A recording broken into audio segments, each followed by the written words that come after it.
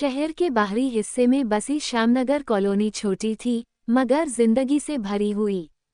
यहीं रहती थी सावित्री देवी, लगभग 35 साल की, सरल स्वभाव की महिला। पति का देहांत 5 साल पहले हो चुका था। एक छोटा बेटा था जो पास के हॉस्टल में पढ़ता था। घर की जिम्मेदारियां, थोड़ी सी सिलाई का काम और सीमित दुनिया, यही सावित्री की पहचान बन चुकी थी। ये कहानी फुल घपा-घप वाली है, लेकिन मैं यहाँ नहीं डाल सकती, यूट्यूब मुझे परमिशन नहीं देता। अगर आपको ये कहानी पूरी सुननी है तो मुझे टेलीग्राम पे मैसेज करें। मेरी टेलीग्राम आईडी है ऑडियो स्टोरी 69, और ऐसी 1-2 नहीं, पूरी 10,000 से ज़्यादा प्रीमियम स्टोरी मिलेगी। तो मुझे आज ही टेलीग्राम पे मैसेज करें और प्रीमियम कहानियों के मजे ले। अब वापस कहानी पे आते हैं। सावित्री बहुत पढ़ी लिखी नहीं थी, लेकिन दिल की साफ थी। लोगों पर जल्दी भरोसा कर लेती थी। उसे लगता था कि दुनिया वैसे ही होगी जैसी वह खुद है, सीधी, सच्ची। कॉलोनी के मोड़ पर एक पान की दुकान थी। दुकान का मालिक था रमेश, करीब 40 साल का, बोलने में मीठा, पहनावे में चकाचक और दिमाग से बहुत तेज। उसे लोगों की कमजोरियां पहचानने में देर नहीं लगती थी। कौन अकेला है, कौन भावनात्मक है, किससे कैसे बात करनी है, ये सब उसे अच्छे से आता था। सावित्री रोज शाम को दूध लेने जाती तो रास्ते में पान की दुकान के पास से गुजरती। एक दिन रमेश ने मुस्कुराकर कहा, बहन जी, गर्मी बहुत है, सौंफ ले लीजिए, ठंडक मिलेगी। सावित्री झिझकी, नहीं भाई, ऐसे ही जा रही हूँ। रमेश ने पैसे लेने से मना कर दिया। अरे नहीं, आज मेरी तरफ से। सावित्री को यह अपनापन अच्छा लगा। उसे लगा कि रमेश बड़ा मददगार आदमी है। यही से बातों का सिलसिला शुरू हुआ। रमेश हर दिन कुछ न कुछ पूछता। आज सिलाई का काम कैसा रहा? बेटा कब आएगा? अकेले घर संभालना मुश्किल तो नहीं?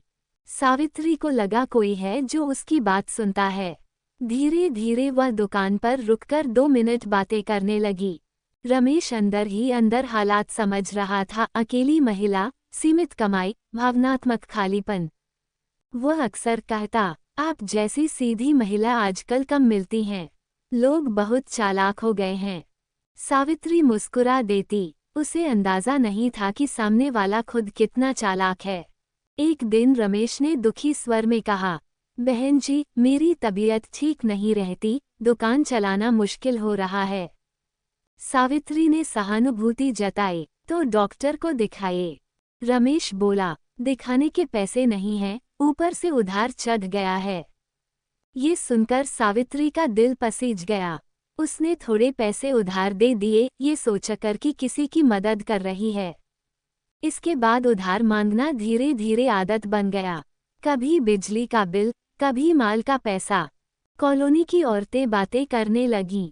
सावित्री रोज पानवाले से क्या बातें करती रहती है, कुछ ठीक नहीं लगता। यह बातें सावित्री तक भी पहुंची।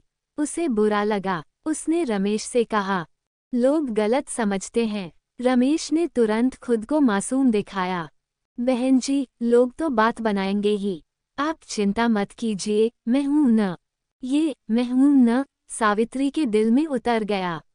एक शाम सावित्री दुकान पर पहुंची तो रमेश किसी और महिला से उसी अपनापन से बातें कर रहा था। वैसी ही मीठी मुस्कान, वही सहानुभूति। सावित्री को अजीब लगा। उसी रात उसकी पड़ोसन कमला ने साफ साफ कहा, सावित्री, वह आदमी कई महिलाओं से ऐसे ही बात करता है। उधार लेकर लौटाता नहीं, संभल जाओ। पहली बार सावित्री के मन में सवाल उठा, क्या वह सच में भोली बनती जा रही है? अगले दिन सावित्री ने रमेश से अपने पैसे वापस मांगे। रमेश का व्यवहार बदल गया। अभी कहाँ से दूं? आप भी न, इतनी उतावली क्यों हो रही हैं? ये रूखापन सावित्री के लिए आंखें खोलने वाला था। उसे समझ आ गया कि सहानुभूति का नाटक था, अपनापन सिर्फ जरूरत तक सीमित था। उस रात वह बहुत रोई, लेकिन रोते रोते एक निर्णय भी लिया, अब खुद के लिए खड़ी होगी। सावित्री ने कॉलोनी की महिला समिति में बात रखी। कई और महिलाओं के अनुभव सामने आए। सबने मिलकर रमेश से हिसाब मांगा। दबाव बढ़ा तो रमेश को पैसे लौटाने पड़े।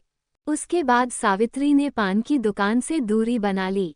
उसने सिलाई के काम को बढ़ाया, नए ग्राहक बनाए और खुद पर भरोसा करना सीखा। जब बेटा छुट्टी में घर आया तो उसने मां को बदला हुआ पाया, आंखों में आत्मविश्वास, आवाज में ठहराव। ये कहानी फुल घपा-घप वाली है, लेकिन मैं यहाँ नहीं डाल सकती, यूट्यूब मुझे परमिशन नहीं देता। अगर आपको ये कहानी पूरी सुननी है तो मुझे टेलीग्राम पे मैसेज करें। मेरी टेलीग्राम आईडी है ऑडियो स्टोरी 69 और ऐसी 1-2 नहीं, पूरी 10,000 से ज़्यादा प्रीमियम स्टोरी मिलेगी। तो मुझे आज ही टेलीग्राम पे मैसेज करें और प्रीमियम कहानियों की